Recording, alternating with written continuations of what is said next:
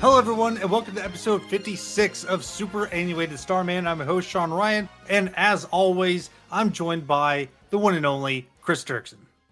Hello. With Chris is going to be Cory Braucks. Cory, how are you doing? Hi, I'm Bob Bobson. Welcome to the show. And today we're going to be discussing the very first title in a legendary series of run and gun games, that is Metal Slug. So stick around, enjoy this music, and when we return, we'll discuss this game's fascinating history.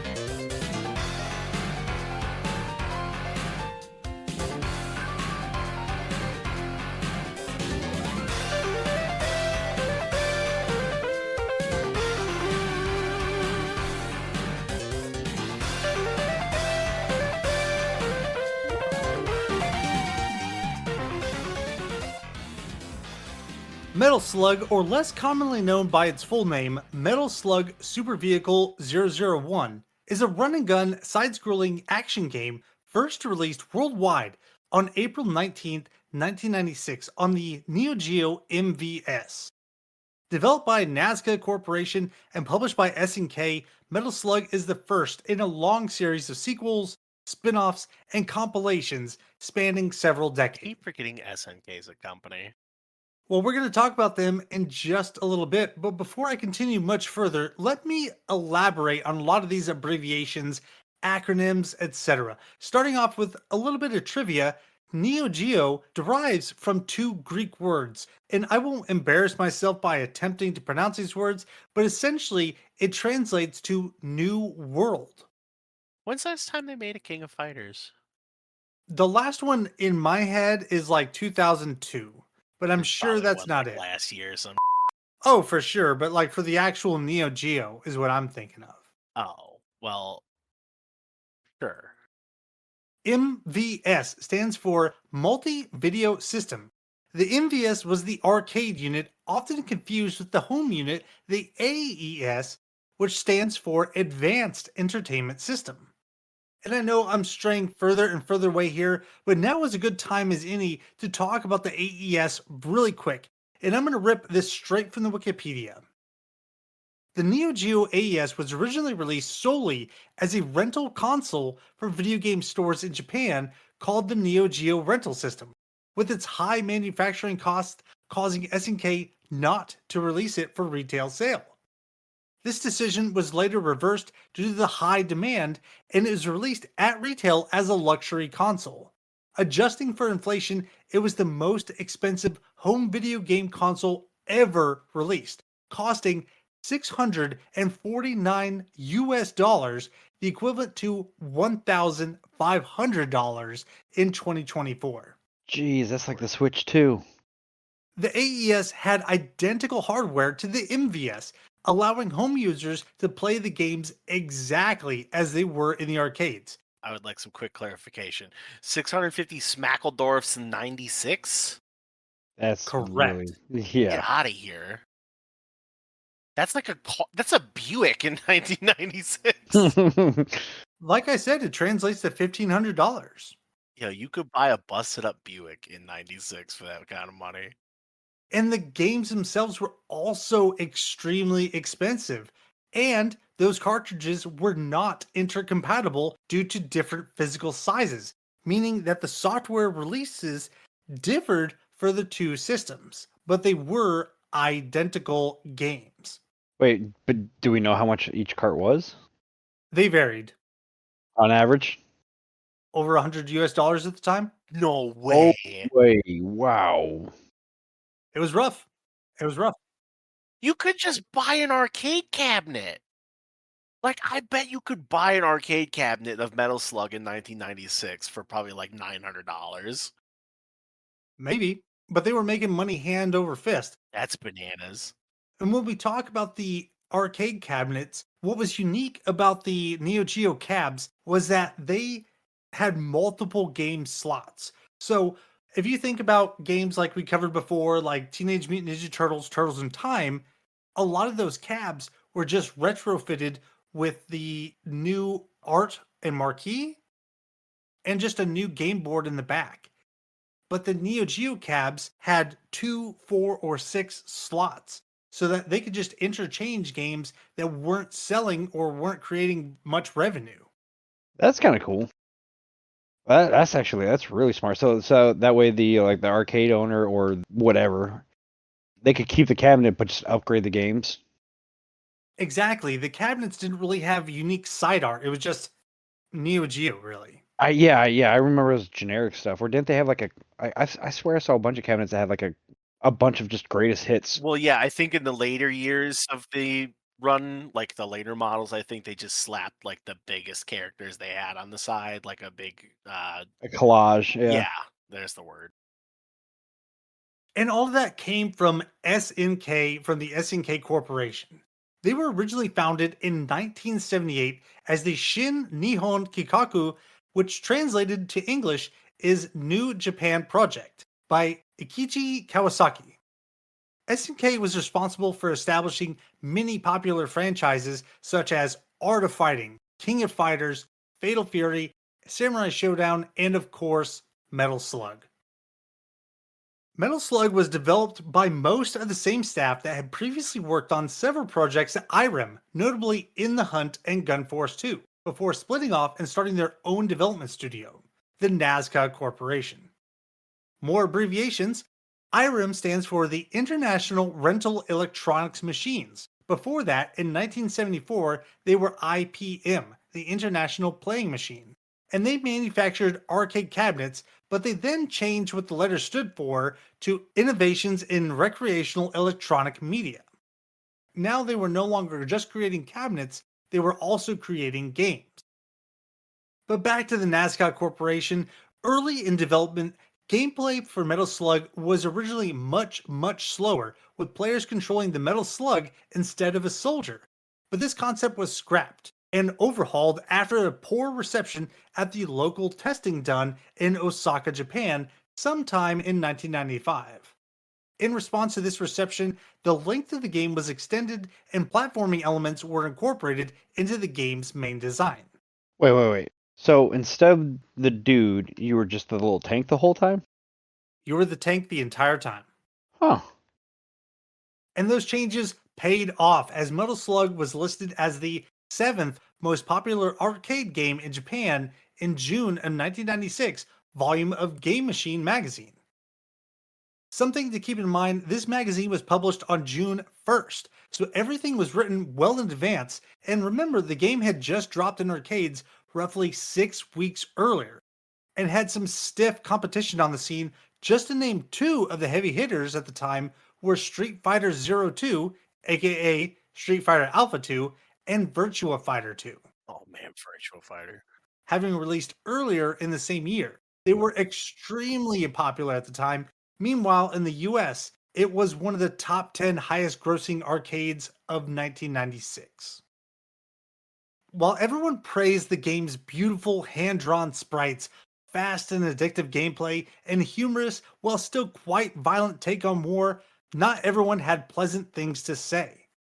EGM, Electronic Gaming Monthly, harshly criticized the game's difficulty, blaming one hit deaths and remarking that it would take an inordinate amount of quarters to complete the game at the arcade, citing the AES version's lack of an option for limited continues, which was actually used as another source of criticism, because this meant that players of any skill could sit down and brute force the entire game in a single sitting, leaving little to no reason to play again or to improve on your skills. But in my opinion, if you had paid the exorbitant price for the AES and the game, if that's how you want to play the game, you have literally paid your But dues. they don't know about the speedrunners that are going to be coming around in the next few years. Yeah. And there's some weird kids that are going to be trying to do it as fast as they can. Absolutely. And This game was so popular it received several ports over the years, both as a singular game and as part of a compilation. Some of those systems being the Sega Saturn, PlayStation 1, Wii, iOS and Android, PC, and the Nintendo Switch. If those ports don't offer enough authenticity for you, the game was released in the international version of the Neo Geo Mini, the Neo Geo Arcade Stick Pro Plug and Play, and the Neo Geo MVS-X tabletop. And no longer available, it was one of the 20 preloaded games with the Neo Geo X, which will run you around $300 for a used system. And earlier, I mentioned how the game had several spin offs, the first two being Metal Slug First and Second Mission for the Neo Geo Pocket Color, the handheld version of the Neo Geo. Later, we saw Metal Slug Advance for the Game Boy Advance, which unfortunately didn't get the critical response that they wanted because both of the planned sequels, Metal Slug Advance 2 and 3, were scrapped. But the Advance wasn't the only Nintendo handheld to get an exclusive Metal Slug game. The Nintendo DS was home for Metal Slug 7, which never released on any other platform, kind of, and I'll get to that in a second. There was also a game simply titled Metal Slug, which takes place after Metal Slug 5, but before 7 chronologically, which was released on the PlayStation 2. It presented in 3D with an over the shoulder camera that was only released in Japan, and it didn't make it off the island largely due to the extremely poor reception that the game received. Dude, this is some like Mega Man time frames. I can't follow this chronology. Yeah. It gets worse because you may have seen Metal Slug X out there, and you may be wondering to yourself, how did they get all the way to 10 when the numbered sequels only go up to 7? Or perhaps you saw a list of these games and you saw Metal Slug XX. Well, those games are actually remakes of previous titles. The original Metal Slug 2 had some slowdown and other issues originally, so they spit out Metal Slug X. XX is actually a ground up remake of Metal Slug 7 that I talked about that found its way to the PSP, Xbox Live Arcade, the PlayStation 4, and Steam. But when talking about the original, if you're looking to play this game today, probably the easiest way is to purchase through one of the major digital retailers, i.e., the eShop, PSN, Xbox Live, or Steam. Guys, that was a lot, and I didn't even cover everything I really wanted to talk about, but I think I've been talking long enough. How do you guys feel about a music break? Yes. All right, folks, enjoy this music, and when we return, we will discuss our childhood memories of Metal Slug.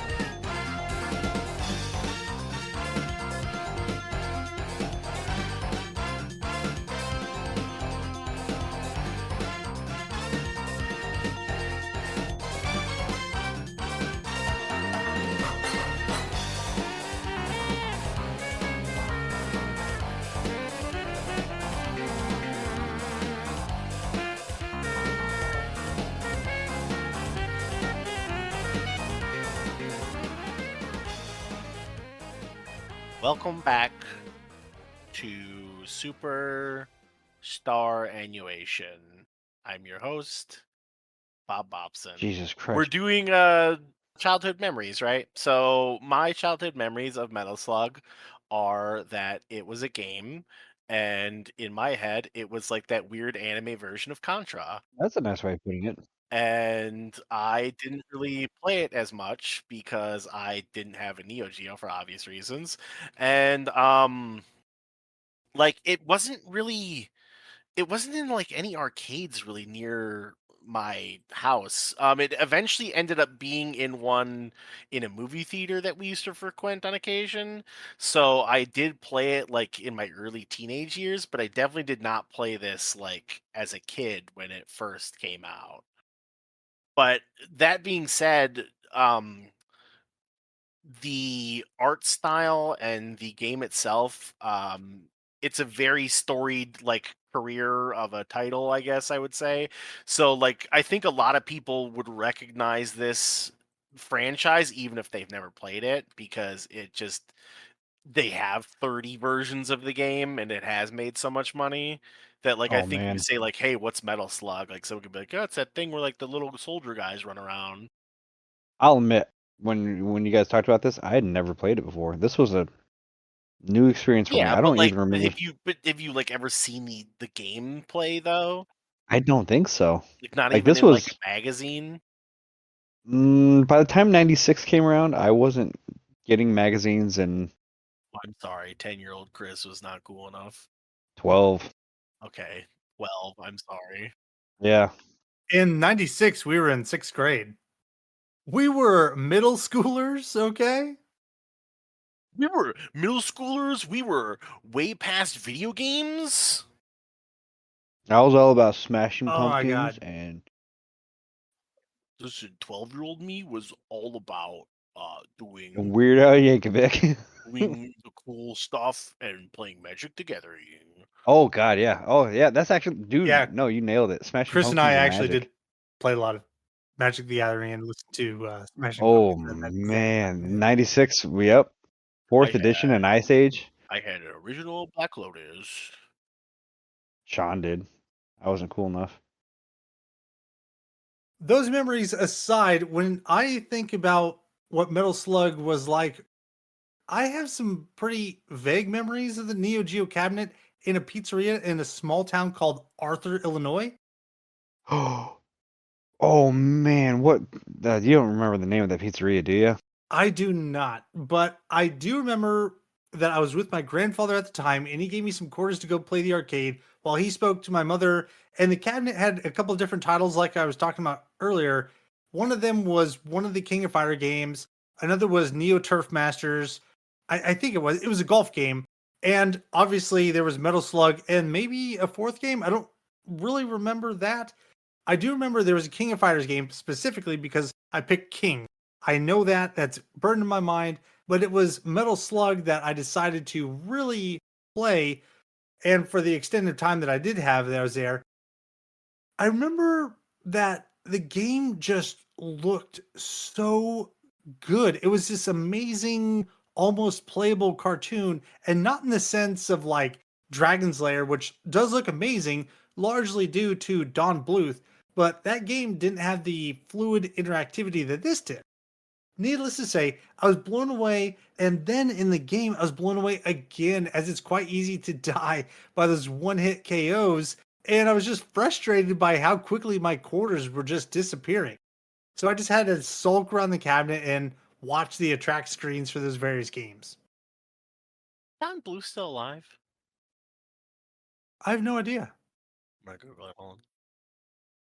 Fast forward years later, I'm a teenager and the internet is shiny and new, and I've been building my own PC. And I had a buddy named John Thompson that I mentioned a few times on the show. He was also really into computers, but he was also into the Where's ROM scene. Of course, spelled with the Z, it's the 90s. And this eventually led us to a Neo Geo emulator called Neo Rage X. The best part about the simulator was that it ran great on low end machines. I'm talking a 300 megahertz processor could play these games no problem. The only downside was obtaining these ROMs themselves. At the time, I, like most people, was using a 56K modem, and on a good day, it was like maybe 10K a second. And John would use these programs that would essentially save your progress while downloading so that someone picking up the phone and kicking you off the Oh internet my god, yep. Didn't wasn't receive. going to ruin 40 megabyte download that you've been trying to get for hours and hours. Over the course of several weeks, he managed to download the entire ROM set. at that time. And of course, we played the hell out of it. But one of the biggest problems with easy access to so many games is that you never really spend all that much time on any one game. You kind of play until you die, and then it's off to the next game. When it's free and there's a couple dozen other games you never even heard of before, there's not much time to waste dying to one hit KOs in Metal Slug. But Metal Slug and the other games in the series were something that I did keep coming back to despite the difficulty. And being on an emulator, it was nothing to give yourself more continues and just keep playing. So I can kind of understand where the reviewers were at back in the day when they said that there was no reason to get better at the game because if you have infinite continuous and death is meaningless, what's the point? It doesn't matter. But playing through this game was amazing. Each and every stage is its own visual treat. Even things like save states were used constantly, but not really for game progression, but so that I could go back and rewatch how some of the enemy characters interacted with the scene they were in. And I don't really have any specific memories from the game like that. Instead, it's just a bunch of vague feelings, just kind of feel good feelings about this game, about how beautiful those hand drawn sprites were, and those just cool looking colossal death machines. But that's really all the memories I have of this game. Playing it in the arcade briefly while my grandfather and mother were talking, and then just kind of screwing around as kids do with emulators and ROMs. Corey, did you ever find out if Don Bluth Yeah, is still alive? Don Bluth is 87 this year. What's he up to? Hopefully relaxing. It's being old and retired, I would assume. For those of you at home, Don Bluth was responsible for many of your childhood films that you probably saw, including like Fievel Goes West and Anastasia and I think Land Before Time. And that's what I was linking it back to because Dragon Slayer is all hand drawn animation from Don Bluth. But talking about the art style, the Metal Slug design bears a striking resemblance to the 1993 manga called Dominion Tank Police that eventually moved media platforms to the screen as an anime in 1998. And guys, I posted a photo of this in the Discord so you can see what I'm talking about and just kind of look at the similarities from the Metal Slug in the game to the tank that they use in this anime. Pulling that up now. Wait, wait. So this, what you sent, it's not Metal Slug? That is not Metal Slug. That is the Dominion Tank Police. But it straight up looks like Metal Slug. Like how the tank has a little ass tank on it. With all that, let's take a break and we're going to come back and discuss what it's like to play Metal Slug today.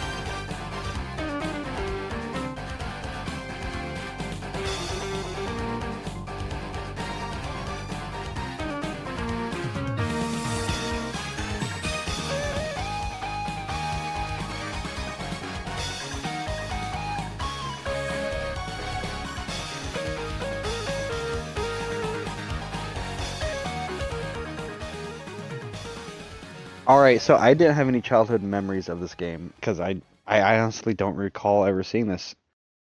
But everything that you were describing about your childhood memories is the way I felt about it playing it now. I love like the hand-drawn pixel style, the beautiful backgrounds.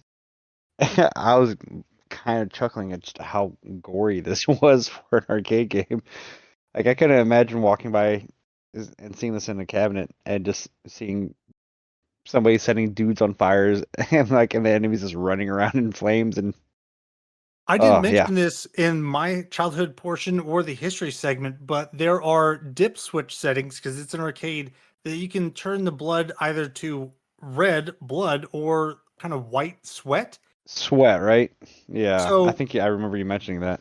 what I remember is that in the arcade when I played it, it was the red blood. So it was this very visceral, very violent, very gory game.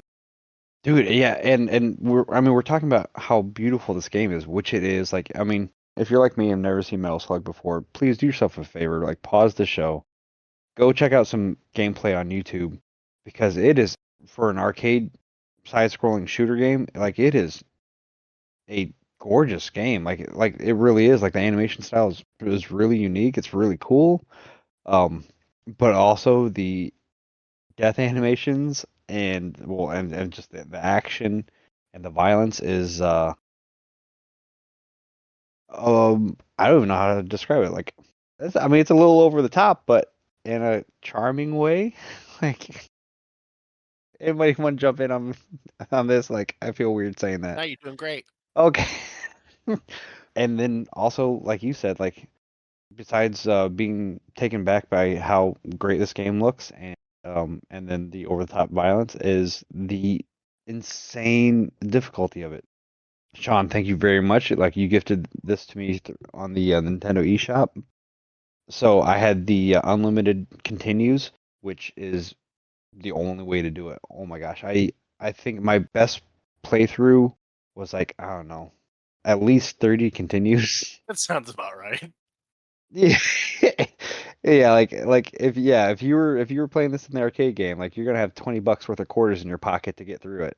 This is ridiculous, but it's so much fun. And I'm so glad that playing as an adult and having like the unlimited continues, like that is really the way to do it. Because even though like that one review was talking about how like, it loses its meaning. No, like I had fun playing this. I like this is one. I mean, it's a short game, but it was something that I played through several times just because it's just something just very satisfying about going through it and just being a one man little Rambo, just destroying your enemies. And man, and the machines and the animations, the creativity that went into the scenes and went into the enemies is just really cool. I really like this game. And to kind of talk about what the gameplay is like, you are just a single soldier that is running around with typically a pistol shooting at enemies. However, if they get close enough to you, you bust out a knife and just slash at Yes. them for a one hit kill for most enemies. You can also throw a pineapple, which is a grenade, which does a lot of damage. And occasionally you will run into prisoners of war. There are kidnapped or captive soldiers that are on your side that you rescue, and they will typically give you a bonus like a rocket launcher or a flamethrower or a heavy machine Oh gun. man, the shotgun. Oh, so good. The shotgun is another one, but the problem is that these bonuses have a very finite amount of ammunition But to be fair, there might have been like once or only twice I ever ran out of ammunition on any of those guns because because you I die. died so quickly anyways. Yeah. But occasionally you'll run into a metal slug, and the metal slug is the tank that we were talking about earlier, that you can jump in and just kind of rush through the stage with that. There are occasionally little gas icons that will refill your Hmm. health, but once your health runs out for the tank, you have to jump out of it or it will explode, killing you. Wait, I never jumped out of it. It just ejected me. Or was that? Maybe Oh yeah, yeah, because it definitely didn't kill me. Because yeah, it's not like I have a health bar. I thought that it killed you. Maybe I'm misremembering because I always jump out of it because I thought that it killed you if you stayed in it too long. No, I think you get iframes when you get shot out of it. Oh, okay. I must be just misremembering something there. Thing definitely like it pops up saying jump, jump, jump, jump. Like, and I just start mashing buttons, panicking, trying to get out of it. But yeah, like it gives you iframes and you're immune for a few seconds after your tank blows up. Oh, good to know. Corey, how'd you play this game? Same way You bought it for us. with yeah. Sean was very nice enough to gift this to us, so we played it on the Switch, and yeah, it's Metal Slug. No, I mean it's a lot of fun. It's your standard side scroller. It is not standard. I mean, it is. Well, it's standard in the sense that you go sideways and you shoot a gun.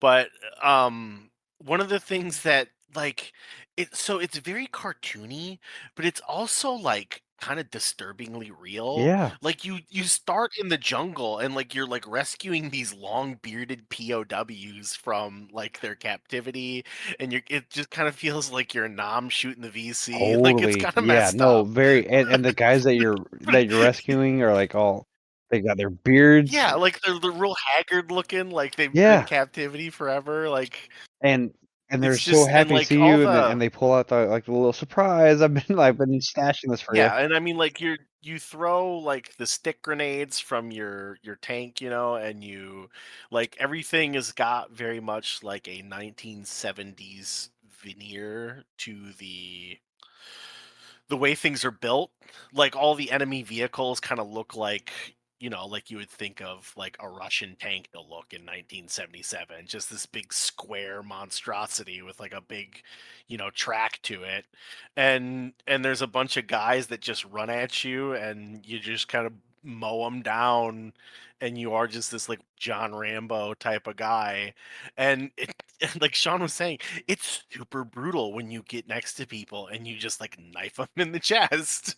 The most brutal scene I remember is I had a flamethrower, and there were like a row of guys parachuting in, and you can set them on fire while they're still on the ropes, like parachuting in, and they're just like screaming and flailing in their parachutes as they come down. Yeah, I mean, number one, I think this probably had issues getting by the censorship board to begin with, Yeah. but especially like in the early 90s, But number two, like if this was made in a more realistic art style, I don't think they would have gotten this past the censors in No way. America because it's really that kind of like a violent game. Yeah, It's it felt kind of disturbing super playing it. violent.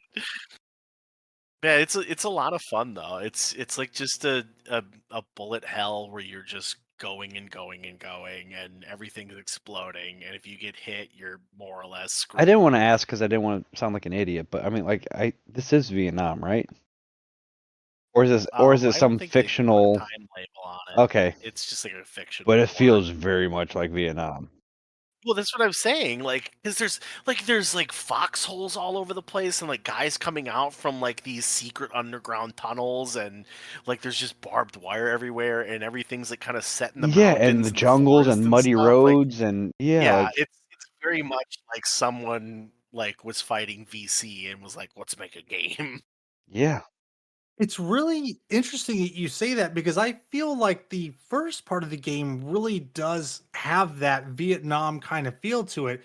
But I feel like the game as a whole is this amalgamation of like Vietnam and World War One, where you're in like the When you cityscapes a little bit yeah, when it Yeah, comes that's to like true. when you level get to Yeah. the 2 and boat, stuff. Yeah, like when and you get to the boat stuff, it's like, yeah, you're floating on this cheap boat with like a what is it, like a gun turret that you're sitting on, and there's just like all this cheap metal wreckage everywhere around you. It's like, yeah, okay, like now I'm in the Pacific. And maybe it's like if Vietnam took place in some fictional futuristic dystopian landscape. Like yeah, it is actually kind of weird now that you said that towards the end of it. It looks like you're like invading this munitions factory where they are pumping out these giant robots or something. Like, Yeah, it's a and well, all like kind of like the matte painting in the background is very much like World War II, like bunkers, like airplane hangars in hmm the background.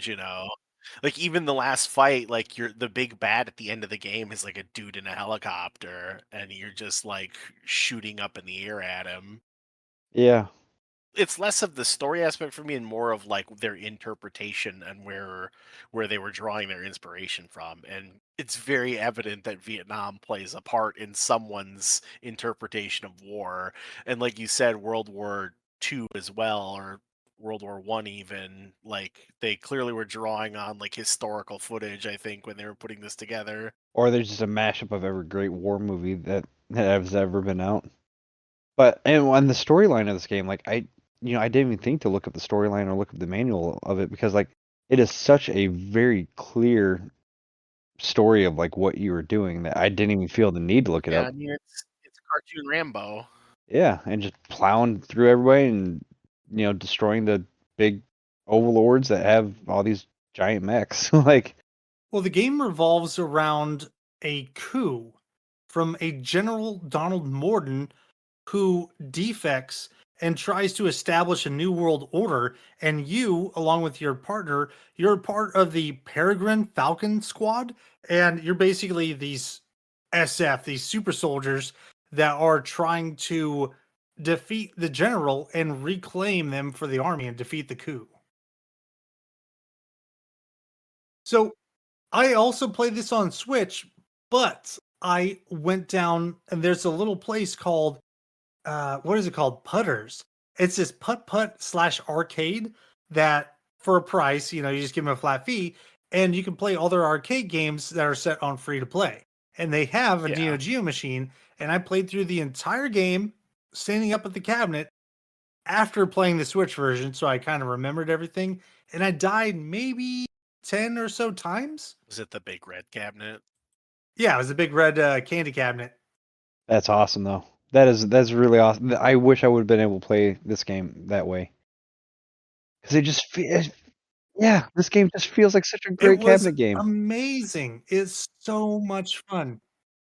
I can't get over how beautiful this game is. Something was truly lost in the transition from these hand drawn sprites to 3D models. And I'm not saying that 3D models look bad or that the newer games look bad. They're gorgeously rendered, and there's this variety of art styles that are truly magnificent. But looking at this game and seeing all of the little details that they had to painstakingly draw in to the scene as a whole, like the enemies sunbathing on those boats you were talking about, Yeah, Cory, or after you destroy the boat, they're desperately trying to pump out water as the boat is sinking. It's that amazing attention to detail that makes me feel just kind of Charmed. good. It's yeah, charming is probably the better word for it. I felt like I was playing Gunstar Heroes again and how fun that game was to play and all those little things that we saw in those games as well. Just the unique interactions that the enemy had with the world around them. In some of the stages, you see these guys, I think they're like over barrels that are on fire, like cooking like hot dogs. I don't even remember exactly what they're doing, but they are interacting with this gaming world. And it's just so unique and varied. But that variation is not just in the visuals, it's also in the gameplay. You're presented with different types of enemies, though mostly the same soldier variant. You'll occasionally have to deal with planes flying overhead, other tanks when you're in the Metal Slug.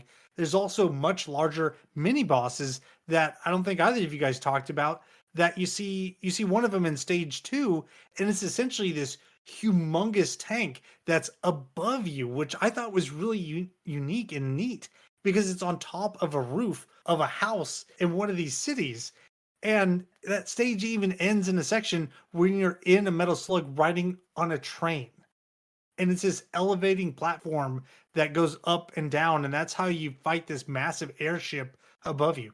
The game is just nonstop action of the very best kind. I felt like it was a much fairer version of Contra. Fair? Yeah, I would absolutely say fair because when are you really presented with a point that you can't get out, can't escape? There are a lot of times where there's a lot of enemies on screen, but if you are kind of managing your weapons appropriately, if you're not just going crazy with the heavy machine gun or the flamethrower or the rocket launcher, if you are actually using that sparingly, and using your grenades as well. How often did you use grenades just to go chuck at a group of enemies instead of just trying to blast them through with your I pistol? mean, I think one thing that this does better than Contra, I think, is that the way that enemies spawn in Contra are much less forgiving. I think Contra, like a lot of guys, kind of like fall from the sky and like they appear behind you without warning and stuff like that, and like it's just far more aggressive and it feels a lot tenser too in Contra. This feels like a wonderful like slaughter fest where you're just like and you're just going about your day. Yeah, I feel like the enemies engage you with enough time that you can actually respond. You're not going to just see a bullet flying off screen that just happens to hit you. It's not like that. You will see the enemy, you will see them shoot, and typically they will show up on the screen and then interact from Yeah. there. Like you can run up to them and then they just kind of like this charming little panic scene where like you catch them with their pants down or something, you know? Like it's kind of funny. Yeah, like you were saying, it's this weird mix of the brutality of war with this cartoonish kind of veneer over all of it. So it's hard to take it seriously despite being a very gory and violent and serious subject, which is literally murdering men with your knife. So it's something that is hard to kind of separate in your head, but they kind of meld the two together so well that if it messed up, it becomes fun to slaughter these guys in a various And ways. let's not actually talk about like the difficulty level. I mean, it is fun and charming, and we're talking about how like cute and quaint this game is. But like, if you were actually to try to play this with a a no continue run or as few continues as possible, like this is would be a very hard game. Well, for sure it is. Like I was saying, I played through on the Switch first, so I had those unlimited continues, and I just played through these sections over and over. Hmm. Plus, I did play it a lot back in the day. So when I went to the arcade to play it, I did not die that often because I had a general idea of how each level was laid out and what I needed to do and who the big bad was for each of those. Because the end bosses are difficult. That is probably where I lost the most lives. And especially the final boss is just crushing. He has so much health that it takes forever. And that's the one fight when you say like, like give me one situation can't get up. That was the fight where like there is a wall of missiles that are all flying at you, covering every space where like you can't jump your way through it or dodge those. And if you're lucky, you can blow some of them up midair. But yeah, I died so many times on that final boss. Every Well, time. that's the thing. You have to develop a pattern where you are blowing up some of those missiles because you can't get them all And then jump through the hole. Yep. and then jumping through the hole. Yep. And I found like my best way. And after you die so many times, like you're lucky. Like if you die and come back, sometimes you get like a heavy machine gun power up. Which I think is a great way of Oh, kind of yeah, keeping you engaged. Like, hey, if you come back, keeping you engaged. and that's the nice thing. Like you can see like on the continue screen when it's counting down, you can see, oh, I've got this power up waiting for me when I get back. Which I can see how that would incentivize you to pop another quarter in because you're like, oh, if I come back, I get a heavy machine gun right where I spawn. And I'm sure that was completely intentional. Oh, absolutely. But one thing you're talking about, like how often did you use grenades? At first, I was saving my grenades. It wasn't until my very final playthrough of it. I've played through the game 3 times. It wasn't until my very final playthrough where I really noticed, oh wait, every time I die and come back, I get my 10 grenades back all over again. So I'm just gonna start chucking them all the time. Yeah, man, you gotta be liberal with them power ups. I wasn't too worried about the power-ups because, like I said, I died so often, even with power-ups, that I knew I wasn't gonna. The only things I really ran out was the rocket launcher, which that was a pretty cool power-up, but at the same time was not my favorite one. Was it the flamethrower or the shotgun? The shotgun, I really love like that shotgun, like the way it's. I mean, I think it's also probably the most useful. Oh man, the way it just deleted everything off the screen was just felt so good. Cory, did you end up beating the game? Yeah. I mean, like we basically could just brute force our ways through. So I was so worried the first time I beat him that like I'm like, all right, I'm gonna shoot this guy, and then the helicopter's gonna keep going afterwards by himself. Like it wasn't gonna be over. I was expecting you like were waiting wave for it to two. like fall from the sky or something. I was waiting for the helicopter like bust out like a machine gun or something, Oh, take okay. his place. Joke's on you. It's always been Robo General. But speaking of the end, and like we were talking about the beautiful animations and stuff like that, and the scenery and the backgrounds. And when you beat the game, it does like a little recap and shows it shows this little montage of all the places that you've been in this game. And I did not let Gibson watch this game because like he could hear it in like in the other room sometimes. And he's like, "What are you playing?" I'm like, don't worry about it." But when I beat the game, he peeked his head in around the corner and saw the credits where it was showing the different landscapes and stuff. He's like, "Wait, did you beat the game?" I was like, "Yeah." He's like, "Why does it still look like that? Why does the landscape look so bad? Why is everything tore up? Why like?" I'm like, "Well, just because you beat the bad guy doesn't mean it fixes everything." So Daddy had to blow up a lot of VC, and we didn't appropriate enough funds from Congress to fix the roads. That's amazing. Well, guys, I think that we've kind of talked about what it was like to replay this game. Let's take another break and we'll come back with our final thoughts.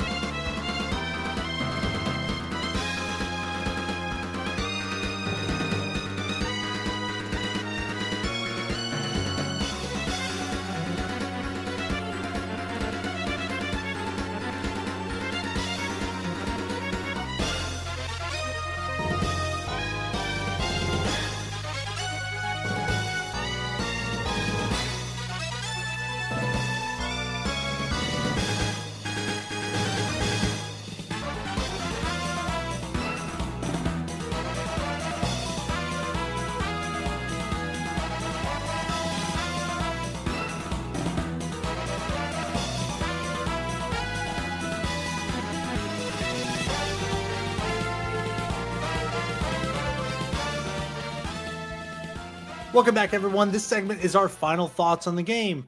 For me, I love Metal Slug. It's just a fantastic game from start to finish. It's definitely a mid 90s arcade title designed to chew quarters, but with continues not being a barrier, it's an absolutely wonderful experience. The game doesn't take itself too seriously. There's a lot of humorous moments tied into this intense violence where you're literally stabbing enemies in hand to hand combat, burning them alive with the flamethrower, or mowing them down with the heavy machine gun. All that said, it's still lighthearted in a very visually gruesome way. It's a game that keeps on giving, especially visually. Every scene is a buffet for your eyes. There's so much detail in every single moment. The foreground, the background, the characters, the weapons, all of it is a testament to how well hand drawn sprites holds up over the decades. The bad stuff is that Metal Slug 1 doesn't have much replayability, in my opinion, but it is worth a playthrough simply based on its amazing level of quality. And some of the sequels, starting at Metal Slug 3, have branching paths that do encourage multiple playthroughs. In an era where developers were pushing 3D more and more, a game that will look great no matter how many years have passed, we look back at it combined with amazing gameplay, and I cannot recommend this series enough.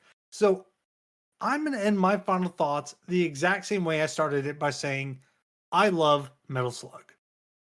I'm right there with you. Cory, what about you? Yeah, I feel the same way. It's fun. So I don't know if I'm necessarily as enamored with it, I guess would be the word, but it's certainly it's a very stable title. It's very fun. There's nothing wrong with this game whatsoever. And it's very fast paced and like you said, without the threat of bankrupting yourself, like the replayability is a lot of fun. You just get to kind of blow through stuff and keep going until you get shot, basically. It's a lot of fun. Um I I think the art I think is really what kind of carves out the niche in this franchise, because even in the later series when they start to do like 3D modeling with it and everything, they still do keep that like cartoony kind of blocky feel to it, and I think that is kind of the like highlight of the franchise. Um I don't think it's necessarily too wildly different from like Contra or any of those other side scrollers we've talked about, like kind of the shooters. But it certainly filled a gap in the '90s, and I think it's a fun title. Chris, is there anything you wanted to add on to any of that? Oh, I was just gonna say, like, No, you definitely made me a fan of this game. I've never played it before, but I really, really liked it. It is charming. It's um maybe just because I haven't played it that much. Like I loved replaying it. I see a lot of value in replaying it. This is a title I'll definitely go back to because it's just there's something about it that's just kind of satisfying about just plowing through all your enemies. And it's just very fluid, very quick. There's only one part where like my frames really dropped. So it's just such a smooth, fun game, and I will definitely check out the sequels. Which one did you say is the one that branches out? 3. Starting at 3. Yep. If I wanted the same feel as this one, like the nice animations and the animation style, all that good stuff, which one should I check out next? I would say go in chronological order for these. But like I mentioned earlier, Metal Slug 2 was replaced by Metal Slug X, X. which does remove a lot of the slowdown and other problems that they had with the first title. They introduce a lot of like new mechanics and new enemies. For example, you will start to see mummies that can curse Hmm. you. And so This is they just Bomberman. they add new and new things that just make it more and more fun to play through these games. I love the entire series and it's amazing. Did you say they're like far enough along in the series, like there are like zombies and aliens and stuff too? Yes, there are zombies later on. Oh man, see that'd be with this kind of charming animation and like humor to it and over the top violence, like that would be a perfect Halloween game. Definitely something to check out. Guys, is there anything else you want to add before we wrap this up? Nope. No, thank you so much for the gift of this game and introducing it to me and highly recommend, man. And to everybody out there, like if you have a few extra bucks, go pick it up off the eShop or whatever platform you're on. It is well worth, your time if you just want a nice short little title to occupy yourself with and distract yourself and just have fun. So good. Well, I want to thank both of you for taking the time to play this game. It's been a blast. I loved it. I loved talking about it. And the next game that we're going to talk about is Toomba for the PlayStation 1, the I can't PlayStation wait to hear original. what Chris has to say about that game's art. It's Why? What's it definitely like? interesting. Well, you'll Toomba's find out. Toomba's wild. Now is it like PlayStation 1 graphics like where they're Mm, it comically bad or is it like no a no no. 2D? It's a 2D side scroller. Oh, excellent. It's Cool. a Looking forward to it then. platformer. With that said, thank you everyone out there. We've been Superannuated Starman.